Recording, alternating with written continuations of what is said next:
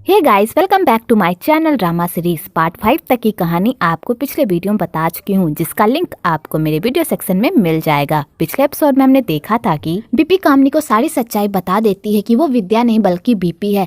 तो कामनी बीपी से बिल्कुल भी नाराज नहीं होती और कहती है, तुमने मेरा इतना ख्याल रखा है तो मैं तुमसे कैसे नाराज हो सकती हूँ। आगे मानवाद बीपी के घर उससे मिलने के लिए आती है और मानवाद बीपी को सारी बातें बताती है कि वो पोंग से मिली। तो बीपी कहती है, जब तुम पोंग से मिली तो तुमने उससे पूछा क्यों नहीं कि वो लड़की कौन थी? अगर तुम पोंग के सामने सारी बातें कर लेती तो शायद तुम दोनों की गलतफहमी दूर हो जाती।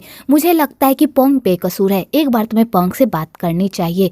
तो मानवाद कहती है, मुझे डर लग रहा है कि मैं उससे कैसे बात करूं और जब भी वो मेरे सामने आता है तो मैं नर्वस हो जाती हूँ। तो बीपी कहती है, कहीं ना कहीं से तो तुम्हें बात करनी ही होगी, इसलिए हिम्मत जुटाकर पोंग के पास जाओ और उससे अपनी दिल की सारी बातें करो। अगले दिन विद्या बैंकॉक आती है तो मान उसे रिसीव करने के लिए जाता है। तो विद्या जैसे ही मान को देखती है तो वो उसके गले पड़ जाती है और दोनों एक दूसरे को देखकर बहुत खुश होते हैं। तो विद्या अपना सारा सामान वहीं पर छोड़कर मान के साथ वहाँ से चली जाती है।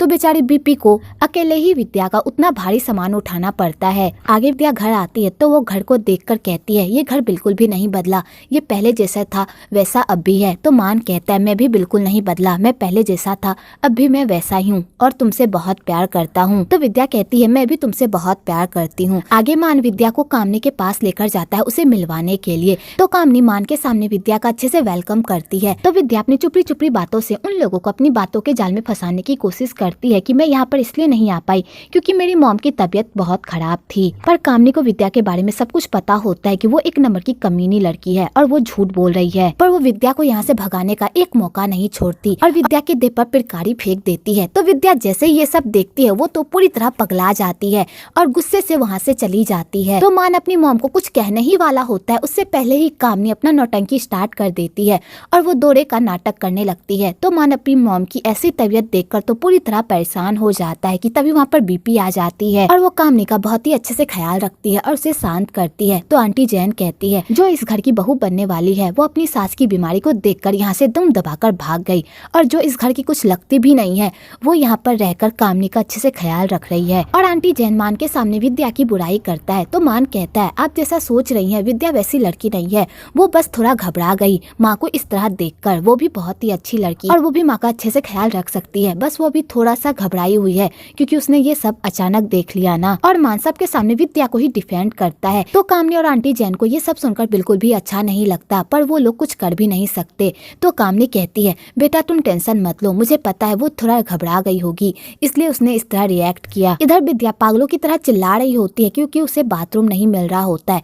तो वो नौकरों से कहती है, मेरे लिए गर्म पानी लेकर आओ। तो वो नौकर विद्या की एक भी बात नहीं सुनते। तो विद्या कहती है, तुम्हारी हिम्मत कैसे हुई मेरे हुक्म को टालने की, मैं इस घर की बहू हूँ। तो उन नौकरों को लगता है कि ये लड़की एक नंबर की बहरूपिया है जो विद्या की जगह लेना चाहती है। तो वो नौकर भी विद्या का अच्छे से वेलकम नहीं करते और विद्या पर पोछे वाला पानी डाल देते हैं और उसके साथ बहुत बदतमीजी करते हैं और उसे खूब तंग भी करते हैं कि तभी वहाँ पर मान आ जाता है और सबको डांटता है। आगे जब विद्या को ये बात पता चलती है कि बीपी उसके जगह विद्या बनकर इस घर में रह रही थी तो विद्या को बहुत ही गुस्सा आता है बीपी पर वो मान के सामने बीपी को कुछ भी नहीं कहती, उल्टा उसका शुक्रियादा करती है। लेकिन बाद में बीपी को कमरे में ले जाकर खूब मारती है और कहती है, तुम्हारी हिम्मत कैसे हुई मेरा नाम यूज करने की। तो बीपी उसे पूरी बात बताती है। तो विद्या फिर भी बीपी पर भरोसा नहीं करती और उसे खूब मारती है। उसके बाद कहती है, अगर तुमने दोबारा मेरे रास्ते में आने की कोशिश की तो मैं तुम्हारा वो हर्ष करूंगी जो तुम सोच भी नहीं सकती।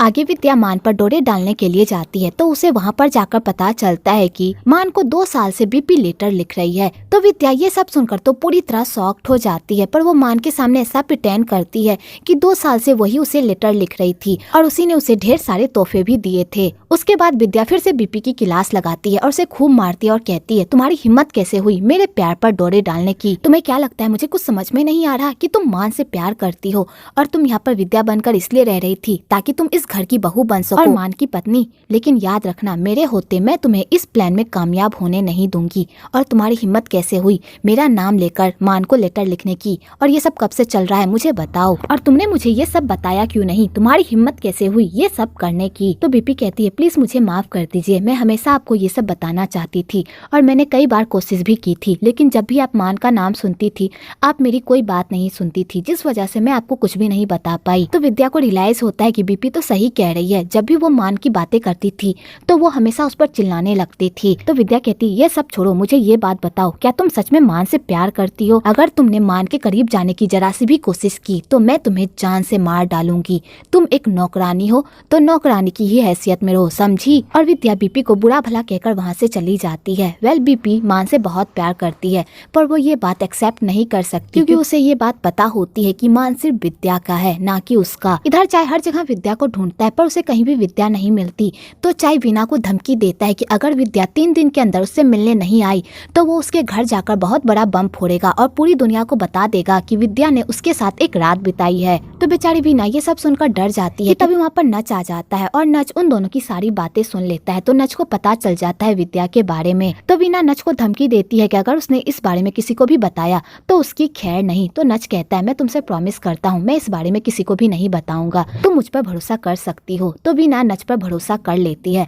एक्चुअली नच वीना को धीरे धीरे पसंद करने लगा होता है। इधर पोंग मानवाद से मिलने के लिए आता है ताकि वो अपनी गलतफहमी दूर कर सके, पर वहाँ पर पोंग को खुद ही गलतफहमी हो जाती है कि मानवाद उसे इसलिए छोड़कर गई क्योंकि उसकी लाइफ में कोई और आ गया है। और पोंग यही सोचकर वहाँ से चला जाता है बिना कुछ कहे। और मानवाद पोंग को ये बात बता भी नहीं पाती कि जैसा वो समझ रहा है वैसा कुछ भी नहीं है। दूसरी तरफ विद्या मान और बीपी को एक दूसरे से दूर रखने की कोशिश करती है ताकि उन दोनों के अंदर कोई भी फीलिंग्स ना आ सके। आगे मानवाद बीपी के साथ पोंग से मिलने के लिए जाती है पर मानवाद की हिम्मत ही नहीं हो पाती पोंग के सामने जाने की। तो मानवाद बीपी को कहती है क्या तुम पोंग से मेरे लेकर बात करो, प्लीज मेरे लिए इतना कर दो, मैं उसके सामने नहीं जा सकती, मुझे बहुत ही घबराहट होती है जब भी मैं उसके सामने जाती हूँ, प्लीज मेरे लिए इतना कर दो। तो बीपी कहती है ठीक है। आगे बीपी पोंग के पास जाती है और उसे पूरी बात बताती है कि आखिरकार मानवाद ने उसे क्यों छोड़ा था। तो पोंग कहता है जैसा मानवाद सोच रही है वैसा मेरे और उन लड़कियों के बीच कुछ भी नहीं है, उसे गलत फहमी हो गई है। तो बीपी कहती है अब तुम्हें प्रॉब्लम समझ में आ गई है ना, तो अब तुम मानवाद से खुद बात करो और उसे मनाने की कोशिश करो। तो पोंग कहता है थैंक यू सो मच मेरी गलतफहमी दूर करने के लिए। आगे कामनी बीपी से प्रॉमिस लेती है कि चाहे कुछ भी हो जाए वो उसका साथ कभी भी नहीं छोड़ेगी और ना ही वो उसे कहीं छोड़कर जाएगी, क्योंकि अगर वो उसे छोड़कर चली गई तो वो जी नहीं पाएगी। तो बीपी कामनी की ऐसी हालत देखकर पूरी तरह हैरान होती है। तो कामनी कहती है मैं तुम्हें अपना नौकर नहीं अपनी बेटी समझती हूँ, इसलिए चाहती हूँ कि तुम हमेशा मेरे पास रहो। तो बीपी प्रॉमिस कर देती है चाहे कुछ भी हो जाए मैं आपका साथ नहीं छोड़ूंगी और हमेशा आपके साथ रहूंगी। आगे विद्या मान के साथ घूमकर घर वापस आती है और सबके लिए खाना लेकर आती है और विद्या बीपी को ऑर्डर देती है कि वो अपना सारा घटिया खाना उठाए और ये खाना टेबल पर लगाए। पर कामनी विद्या का खाना खाने से मना कर देती है क्योंकि विद्या जो खाना लेकर आती है वो खाना बहुत ही ऑयली और फास्ट फूड होता है जो कामनी की सेहत के लिए बिल्कुल भी अच्छा नहीं होता। तो आंटी जैन इस बात पर भी विद्या को सुनाने लगती है। तो मान कहता है आंटी जैन आप ऐसा क्यों कह रही हैं? बेचारी विद्या ने तो सोचा कि ये खाना सब खाएंगे पर उसे नहीं पता था कि माँ को क्या खाना है क्या नहीं। तो आंटी जैन कहती है उसे कैसे पता होगा, अगर उसे अपनी सास में जरा सा भी इंटरेस्ट होता तो उसे सब कुछ पता होता जिस तरह बीपी को पता है। और आंटी जैन और कामनी दोनों मिलकर विद्या को बीपी से कंपेयर करते हैं और विद्या को नीचा दिखाने की कोशिश करते हैं। तो विद्या को उन लोगों पर बहुत ही गुस्सा आता है, खासकर बीपी पर।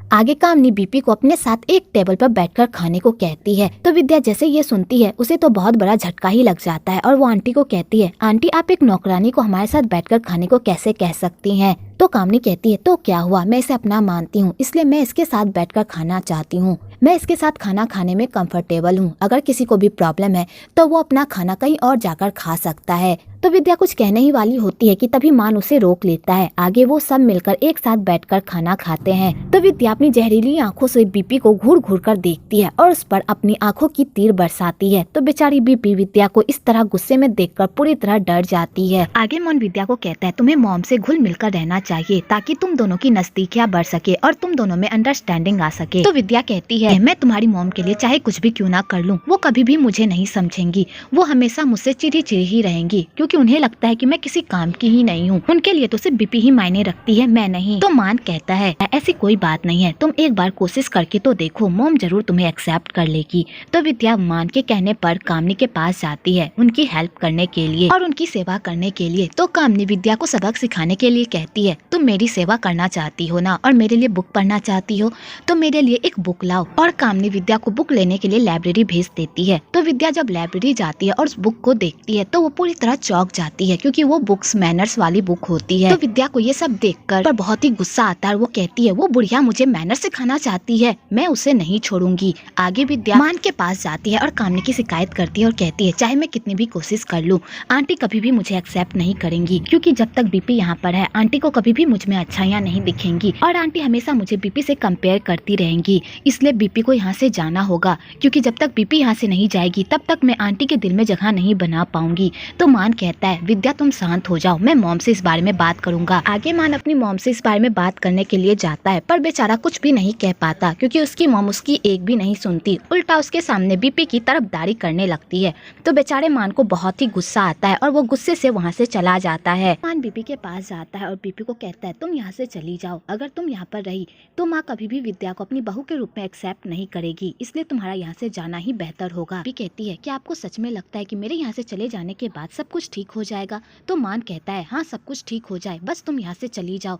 तो बेचारी बीपी कहती है ठीक है मैं यहाँ से चली जाऊंगी। बीपी मान और विद्या के कहने पर घर छोड़कर जाने के लिए तैयार हो जाती है और वो कामनी को इस बारे में बताने के लिए जाती है। तो कामनी जैसे ये सुनती है उन्हें तो मिर्गी का दौरा ही पड़ जाता है और वो अपने बेटे से प्रॉमिस लेती है अगर बीपी यहाँ से गई तो मैं पागल हो जाऊंगी। तो बेचारा मान अपनी मॉम की ऐसी हालत नहीं देख पाता, तो मान अपनी मॉम से प्रॉमिस कर देता है जब तक वो नहीं चाहती कोई भी बीपी को उनसे दूर नहीं कर सकता। तो कामनी ये सब सुनकर बहुत खुश हो जाती है पर विद्या को बहुत ही गुस्सा आता है क्योंकि उसका ये प्लान भी फेल हो जाता है। आगे विद्या कामनी को ही रास्ते से हटाने का प्लान बनाती है और ये सारा इल्जाम बीपी पर आए वो जाकर उसके खाने में दवाई मिला देती है। आगे सब खाना खाने के लिए आते हैं तो कामनी भी वो खाना खाती है। तो वो खाना जैसे ही वो खाती है उसके गले में दर्द होने लगता है और उसकी तबीयत बहुत ही खराब हो जाती है। तो मान अपनी मॉम की ऐसी हालत देखकर तो पूरी तरह परेशान हो जाता है। तो मान को भी बीपी पर ही गुस्सा आता है और उसे लगता है कि ये सब बीपी की वजह से हुआ है क्योंकि बीपी ने मॉम का अच्छे से ख्याल नहीं रखा, उनके खाने पीने का ध्यान नहीं रखा, जिस वजह से उन्हें रिएक्शन हो गया। आगे कुआ कामनी का इलाज करता है और सबको बताता है कि इन्हें मूंगफली से एलर्जी नहीं हुई है बल्कि इनके खाने में कुछ मिलाया गया है जिस वजह से उन्हें ये एलर्जी हो गई है। तो विद्या ये सारा इल्जाम बीपी पर ही लगाने लगती है और उसे घर से बाहर निकालने लगती है पर आंटी जैन बीपी के सामने खड़ी हो जाती है और कहती है मुझे नहीं लगता कि ये काम बीपी ने किया है और अगर बीपी ने ये काम किया भी है तो कामनी नहीं चाहेगी कि बीपी उनसे दूर जाए, इसलिए बिना सबूत के बीपी पर इल्जाम लगाना बंद करो। तो बेचारी विद्या का मुंह तो कुत्ते जैसा हो जाता है और वो अपना सड़ा हुआ शकल लेकर वहाँ से चली जाती है क्योंकि उसका ये भी प्लान फेल हो जाता है।